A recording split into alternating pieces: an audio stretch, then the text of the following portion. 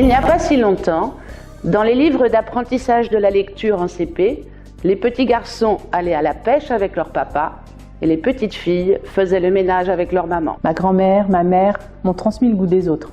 L'entraide, la dignité dans l'adversité. J'en ai fait ma vocation et j'en suis fière. J'ai longtemps eu envie d'une révolution, mais une révolution douce et pas extrême. J'ai longtemps été engagée dans le milieu associatif comme parent d'élèves. Mon engagement politique en est une suite logique. Je fais partie de cette génération de femmes qui s'est battue pour que la femme se libère et qu'elle acquiert une égalité de droits. J'ai longtemps réfléchi avant de m'engager dans la vie locale. Je m'engage pour permettre aux habitants de vivre sereinement leur quotidien. J'ai décidé de bouleverser le système, mais depuis l'intérieur. La liberté d'expression, l'altruisme, l'indépendance d'esprit et la bienveillance, à la base de la démocratie, sont essentiels à mes yeux. Ce n'est pas une décision superficielle. Au fil des années et de mes parcours dans la ville, j'ai constaté de nombreuses incohérences. Ces 6 dernières années ont été désastreuses pour Montgeron. J'observe au quotidien le recul de nos valeurs solidaires et le mépris des habitants.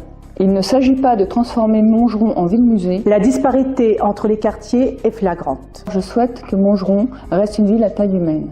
Je constate avec effroi le sentiment d'abandon et d'injustice grandissant des Montgeronnais. La municipalité a abandonné ces quartiers en faveur d'une vitrine de 600 mètres sur l'avenue de la République. Montgeron doit devenir exemplaire en matière d'écologie.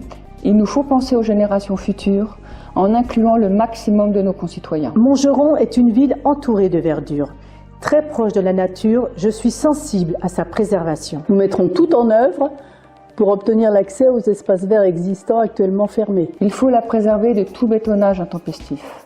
Notre cadre de vie doit être protégé. La place laissée aux piétons est insuffisante. Il faut d'urgence améliorer la sécurité des vélos et des piétons en ville.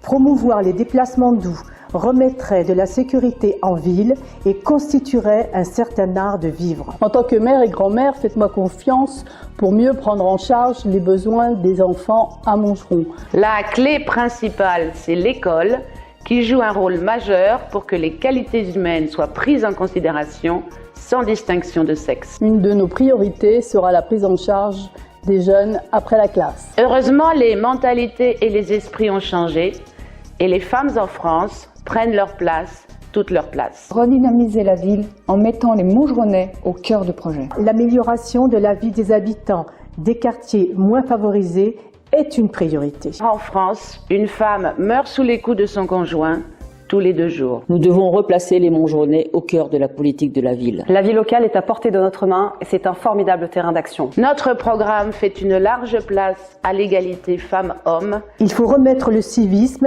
comme préoccupation majeure de toutes les tranches d'âge. C'est en ce sens que nous avons élaboré le projet de Montgeron avec vous. Un projet construit avec les habitants, pour les habitants. Et au soutien des femmes en situation de fragilité et de précarité. J'ai confiance en notre équipe pour remettre plus d'équité entre les quartiers.